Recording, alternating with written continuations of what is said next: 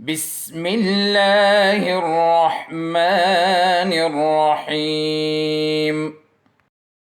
अस्सलामुअलैकुम dear students, उम्मीद है आप सब खैरियत से होंगे। Class 9th subject chemistry chapter 5 और आज का जो टॉपिक है हमारा वो है liquid state. Dear students, previous lecture में हमने गैसियस स्टेट और इसकी टिपिकल प्रॉपर्टीज़ के बारे में पढ़ा था। आज का जो लेक्चर है वो लिक्विड स्टेट पर है। इस लेक्चर में हम लिक्विड स्टेट और इसकी टिपिकल प्रॉपर्टीज़ के बारे में पढ़ेंगे। लिक्विड स्टेट क्या है? लिक्विड स्टेट सिंपली हम इस तरह डिफाइन करते हैं, a physical state of matter in which the intermolecular forces are stronger than gaseous state but weaker than solid state is known as liquid state। Matter की वो state जिसमें intermolecular forces of attraction gaseous state से strong होते हैं और solid state से week होते हैं, उस स्टेट ऑफ मैटर को, उस फिजिकल स्टेट ऑफ मैटर को लिक्विड स्टेट कहते हैं। सिंपली हम इस तरह डिफाइन करते हैं, a physical state of matter state of matter in which intermolecular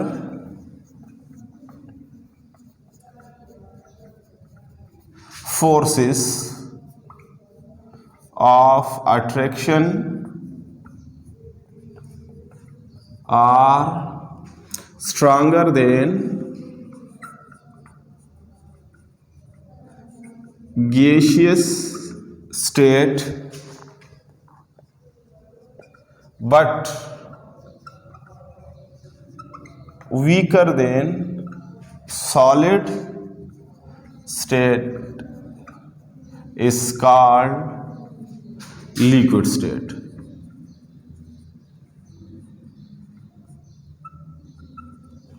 matter की वो फिजिकल स्टेट जिसमें intermolecular forces of attraction gaseous state से स्ट्रांग होते हैं और सॉलिड स्टेट से वीक होते हैं, उस फिजिकल स्टेट ऑफ मैटर को लिक्विड स्टेट कहते हैं। लिक्विड स्टेट के मॉलिक्यूल रैंडम मोशन करते हैं। Molecules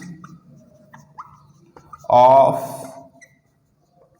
liquid state move randomly.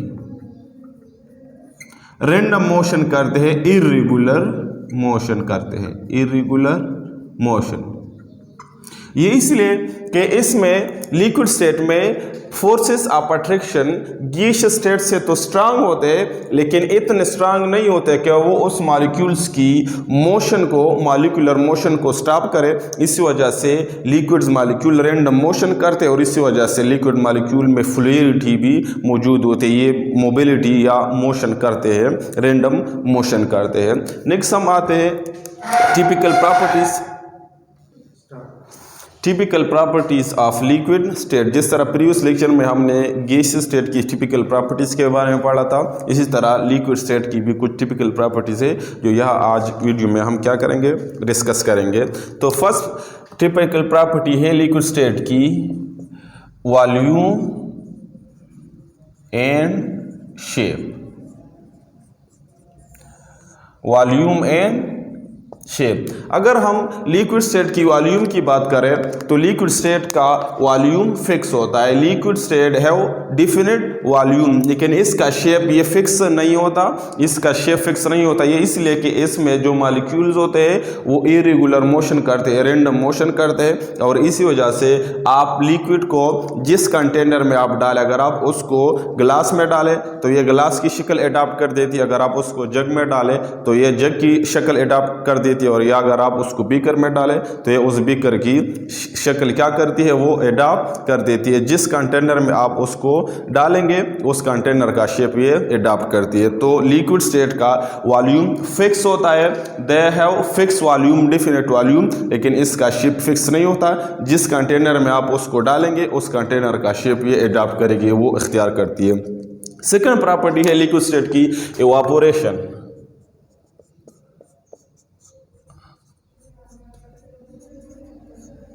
Evaporation liquid state की एक प्रॉपर्टी है।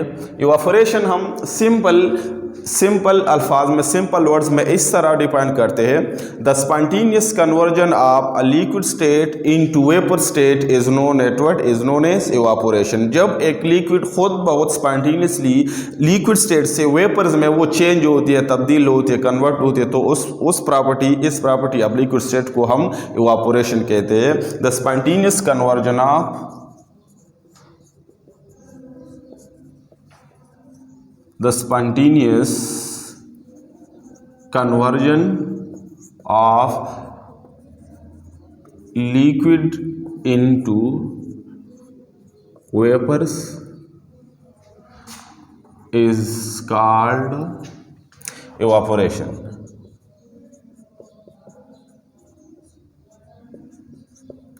इवापोरेशन। अगर हम एक कंटेनर कंसिडर करें, फॉर एग्जांपल एक बीकर हम कंसिडर करते हैं और उस बीकर में हम पानी, लिक्विड वाटर, वो इस बीकर में हम डाल देते हैं। तो यहाँ पर प्रीवियसली हमने ये बात बताई कि लिक्विड मॉलिक्यूल ये रैंडम मोशन करते हैं, इर्रेगुलर मोशन करते हैं, और उस इर्रेगुलर मोशन की वजह से ये मॉलिक्यूल्स एक दूसरे के साथ कोलाइड होते हैं। The liquid molecules collide with each other. ये रैंडम मोशन करते हैं और इस रैंडम मोशन की वजह से ये मॉलिक्यूल एक दूसरे के साथ इस तरह कोलाइड होते हैं। उस कोलिजन की वजह से बाज़ मॉलिक्यूल की काइनेटिक एनर्जी ज़्यादा होती है। जिस मॉलिक्यूल की काइनेटिक एनर्जी ज़्यादा होती है वो इस तरह सरफेस पर आते हैं और वो इंटरमॉलिक्यूलर फोर्सेस, जो लिक्विड मॉलिक्यूल के दरमियान जो फोर्सेस ऑफ अट्रैक्शन है उसको ओवरकम करते हैं और इस तरह सरफेस से वेपर्स में उसकी कन्वर्जन स्टार्ट हो जाती है स्पॉन्टेनियसली।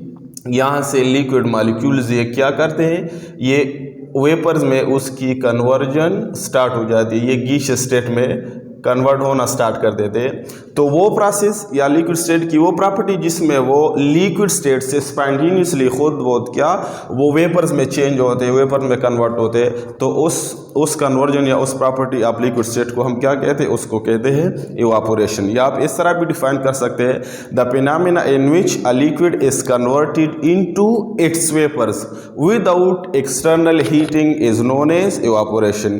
कि वो प्रोसेस जिसमें एक लिक्विड हो without giving any heat, without giving any external heat, वो अपने लिक्विड स्टेट से वेपर्स में कन्वर्ट होना स्टार्ट करे, तो उस प्रॉपर्टी ऑफ लिक्विड स्टेट को इवापोरेशन कहते हैं। इवापोरेशन के 3 फैक्टर्स है। Evaporation rate of evaporation depends upon 3 factors, जिसमें फर्स्ट फैक्टर है सरफेस एरिया, सेकंड है टेम्परेचर और थर्ड फैक्टर है इंटरमॉलिक्यूलर फोर्सेस, जो 1 बाय 1 यहाँ पर हम डिस्कस करते हैं। इवापोरेशन की अगर हम बात करें तो evaporation occurs at all temperature, तमाम हर एक कोई टेम्परेचर पर, हम इवन 0 के ऊपर भी हम कह सकते हैं इवापोरेशन हो सकती है। Evaporation occur at all temperature. Next factors की तरफ आते हैं, factors affecting the rate of evaporation.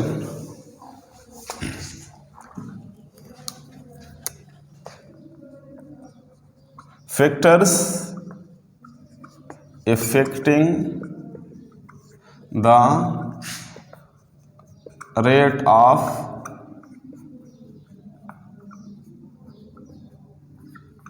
evaporation।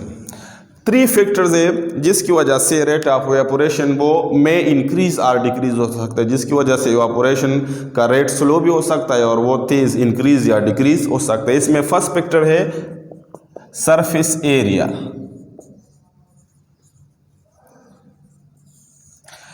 Evaporation एक सरफेस फिनोमेना है और ये हमेशा सरफेस से वो टेक लेती है। इवापोरेशन हमेशा सरफेस से होती है। इवापोरेशन क्या है, एक सरफेस फिनोमेना है और ये हमेशा सरफेस से इवापोरेशन स्टार्ट होती है, सरफेस से इवापोरेशन होती है। तो अगर हम बात करें एक कंटेनर है, अगर उस कंटेनर का सरफेस एरिया एक्सपोज जो खुला हुआ सरफेस है वो मैक्सिमम होगा, ज़्यादा होगा, तो रेट ऑफ इवापोरेशन वो ज़्यादा होगी। और अगर एक कंटेनर है उसका सरफेस एरिया कम है, उसका जो एक्सपोज सरफेस है या खुला हुआ सरफेस है वो कम है, तो उससे रेट ऑफ इवापोरेशन क्या होगी, उससे रेट ऑफ इवापोरेशन कम होगी। Surface area is directly proportional to rate of evaporation. Surface area is directly proportional to the rate of evaporation. Direct relation है सरफेस एरिया का रेट ऑफ इवापोरेशन के साथ। अगर सरफेस एरिया ज़्यादा है तो रेट ऑफ इवापोरेशन मैक्सिमम होगी, ज़्यादा होगी, और अगर सरफेस एरिया कम है तो रेट ऑफ इवापोरेशन वो कम होगी, स्लो डिक्रीज होगी। अब अगर हम दो बीकर कंसिडर करें, एक बीकर है जिसका सरफेस एरिया क्या है, कम है, और दूसरा एक बीकर हम कंसिडर करते हैं जिसका सरफेस एरिया जो एक्सपोज सरफेस है वो ज़्यादा है। अगर दोनों बीकर में हम ये दोनों बीकर क्या रूम टेम्परेचर पर 25 सेल्सियस पर अगर हम ये दोनों बीकर रखें और इसमें हम क्या करें, लिक्विड वाटर ले लें, पानी ले लें, तो इस बीकर से जिसका सरफेस एरिया ज़्यादा होगा उससे रेट ऑफ इवापोरेशन ज़्यादा होगी as compare to this beaker जिसका सरफेस एरिया कम है, तो इससे रेट ऑफ इवापोरेशन कम होगी। इसलिए कि सरफेस एरिया का और रेट ऑफ इवापोरेशन का रिलेशन डायरेक्ट है। सरफेस एरिया ज़्यादा, इवापोरेशन ज़्यादा, सरफेस एरिया कम, तो रेट ऑफ इवापोरेशन वो कम होगी। अगर नेक्स्ट फैक्टर की हम बात करें तो नेक्स्ट फैक्टर है temperature.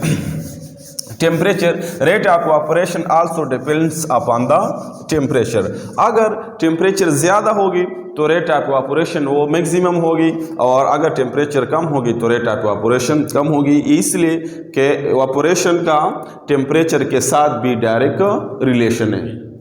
Temperature is also directly relation to the rate of evaporation. Temperature is also directly related to the rate of evaporation. अगर टेम्परेचर ज़्यादा होगी रेट ऑफ इवापोरेशन ज़्यादा, टेम्परेचर कम होगी रेट ऑफ इवापोरेशन कम होगी। Temperature directly proportional to rate of evaporation. अगर temperature ज़्यादा होगी तो रेट ऑफ इवापोरेशन ज़्यादा होगी, अगर टेम्परेचर कम है तो रेट ऑफ इवापोरेशन कम होगी।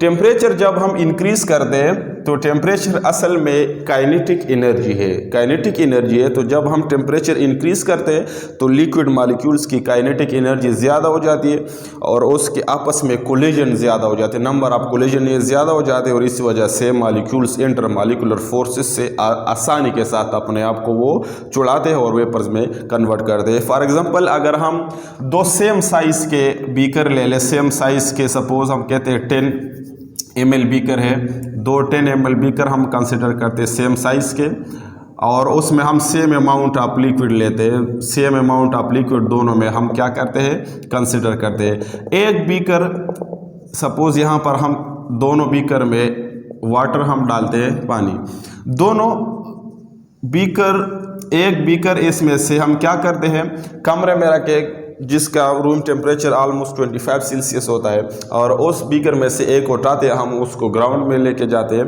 तो कमरे के अगर आप दोनों का, यहाँ कमरे का और बाहर का टेम्परेचर आप देखें तो बाहर टेम्परेचर ज़्यादा होगी, तो वह जो बाहर हमने जो बीकर रखा होगा वहाँ से रेट ऑफ इवापोरेशन ज़्यादा होगी, इसलिए कि बाहर टेम्परेचर ज़्यादा है, वहाँ पर जो लिक्विड जो मॉलिक्यूल्स बीकर में मौजूद है उसकी काइनेटिक एनर्जी ज़्यादा होगी और वो क्या करेंगे, मोशन ज़्यादा करेंगे, और वहाँ से रेट ऑफ इवापोरेशन ज़्यादा होगी एज़ कम्पेयर टू रूम में जो बीकर हमने रखा है, यहाँ पर टेम्परेचर कम है तो मॉलिक्यूल्स की काइनेटिक एनर्जी कम होगी और यहाँ पर रेट ऑफ इवापोरेशन भी कम होगी। लास्ट फैक्टर है इंटरमॉलिक्यूलर फोर्सेस, जो rate of evaporation intermolecular forces की वजह से में इंक्रीज और में डिक्रीज हो सकता है। इंटरमॉलिक्यूलर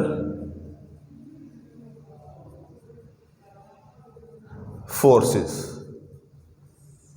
इंटरमॉलिक्यूलर फोर्सेस का रेट ऑफ इवापोरेशन के साथ इनवर्स रिलेशन है। Intermolecular forces are inversely related to the rate of evaporation. अगर मॉलिक्यूल्स के दरमियान, लिक्विड मॉलिक्यूल्स के दरमियान इंटरमॉलिक्यूलर फोर्सेस स्ट्रांग होगी तो वहाँ पर रेट ऑफ इवापोरेशन कम होगा, और अगर एक लिक्विड है उसमें इंटरमॉलिक्यूलर फोर्सेस वीक है, कमज़ोर इंटरमॉलिक्यूलर फोर्सेस है, तो उससे उस लिक्विड्स का रेट ऑफ इवापोरेशन वो ज़्यादा होगा।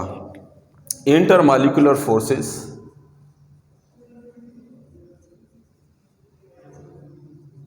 फोर्सेस का रेट ऑफ इवापोरेशन से क्या है, इनवर्स रिलेट है, रेट ऑफ इवापोरेशन। अगर इंटरमॉलिक्यूलर फोर्सेस स्ट्रांग है, एक लिक्विड में स्ट्रांग इंटरमॉलिक्यूलर फोर्सेस एग्जिस्ट करते हैं, तो वहाँ पर क्या होगा, उस लिक्विड का रेट ऑफ इवापोरेशन स्लो होगा, वहाँ से रेट ऑफ इवापोरेशन वो स्लो होगा। और अगर एक लिक्विड है उसमें इंटरमॉलिक्यूलर फोर्सेस क्या है, वीक है, तो उससे रेट ऑफ इवापोरेशन क्या होगा, फास्ट होगा। अगर फॉर एग्जांपल हम बात करें, दो बीकर है, सेम साइज़ के दो बीकर हम कंसिडर करते हैं, और एक बीकर में हम पानी डालते हैं, वाटर डाल देते हैं, सेम टेम्परेचर पे, रूम टेम्परेचर पे रखते हैं। एक में हमने यहाँ पर वाटर लिक्विड डाल दिया और दूसरे बीकर में हम क्या डालते हैं, पेट्रोल डालते हैं। तो अगर हम दोनों को एक टाइम के बाद ऑब्जर्व करें तो पेट्रोल से जो रेट ऑफ इवापोरेशन होगा पेट्रोल का वो ज़्यादा होगा एज कम्पेयर टू क्या, एज कम्पेयर टू वाटर। इसलिए कि वाटर में इंटरमॉलिक्यूलर फोर्सेस जो एग्जिस्ट करते हैं, इंटरमॉलिक्यूलर फोर्सेस जो लिक्विड वाटर में मौजूद है वो स्ट्रांग है as compare to petrol. Petrol में जो इंटरमॉलिक्यूलर फोर्सेस है विद इन द मॉलिक्यूल्स वो वीक है, तो इसी वजह से वाटर से रेट ऑफ इवापोरेशन क्या होगा, कम होगा, क्योंकि अगर इंटरमॉलिक्यूलर फोर्सेस स्ट्रांग है तो रेट ऑफ इवापोरेशन स्लो होगी, और अगर इंटरमॉलिक्यूलर फोर्सेस वीक है तो फिर रेट ऑफ इवापोरेशन फास्ट होगी, रेट ऑफ इवापोरेशन फास्ट होगी। तो ओके स्टूडेंट्स, ये था रेट ऑफ इवापोरेशन। इससे पहले हमने लिक्विड स्टेट पढ़ा।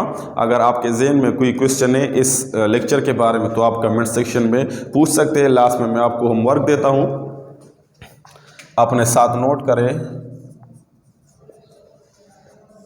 Define evaporation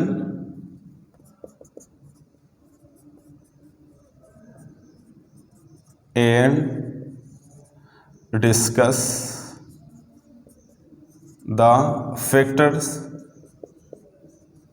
affecting rate of evaporation. Okay students, wassalam. اللهم انفعنا بما علمتنا وعلمنا ما ينفعنا وزدنا علما.